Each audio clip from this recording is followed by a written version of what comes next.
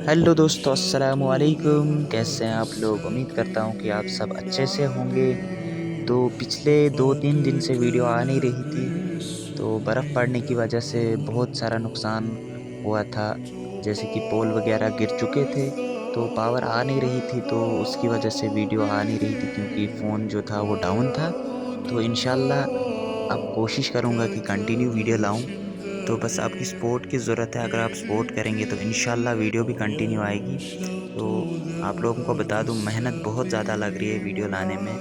तो ख़ासकर जब ऐसी सिचुएशन आती है, पावर ना आए, ऐसे हालात, तो इसमें तो बहुत ज़्यादा मेहनत लगती है क्योंकि फ़ोन वगैरह किसी और जगह चार्ज करना पड़ता है। बहुत ज़्यादा मेहनत लगती है। अगर आपकी सपोर्ट मिलेगी इंशाल्लाह बहुत ही मज़ा आएगा मेहनत करने में भी, और वीडियो लाने में भी बहुत ही मज़ा आएगा। बस आपकी सपोर्ट की ज़रूरत है। अगर आप सपोर्ट करेंगे तो इंशाल्लाह वीडियो कंटिन्यू आएगी। तो लास्ट पे इस वीडियो को देखो। कह दो कि ऐ यहूद, अगर तुमको ये दावा हो कि तुम ही अल्लाह के दोस्त हो और दूसरे लोग नहीं, तो अगर तुम सच्चे हो तो जरा मौत की आरजू तो करो।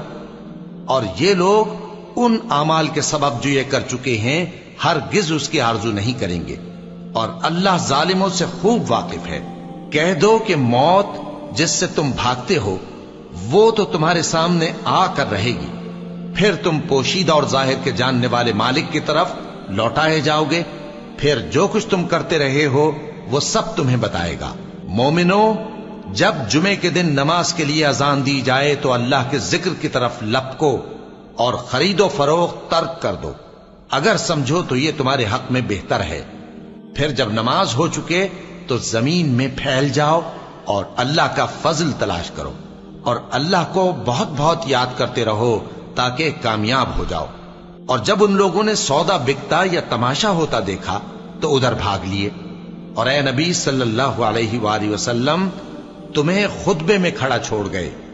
कह दो कि जो चीज अल्लाह के यहां है वो तमाशे और सौदे से कहीं बेहतर है, और अल्लाह तुम में से जो कोई खुली नाशाइस्ता हरकत करेगी उसको दूनी सजा दी जाएगी, और ये बात अल्लाह को आसान है। और जो तुम में से अल्लाह और उसके रसूल की फर्माबरदार रहेगी और अमल नेक करेगी उसको हम दूना सवाब देंगे, और उसके लिए हमने इज्जत की रोजी तैयार कर रखी है। तुम आम औरतों की तरह नहीं हो। अगर तुम परहेजगार रहना चाहती हो तो किसी अजनबी शख्स से नरम लहजे में बात न करो, ताकि वो शख्स जिसके दिल में किसी तरह का रोग है कोई उम्मीद न पैदा कर ले।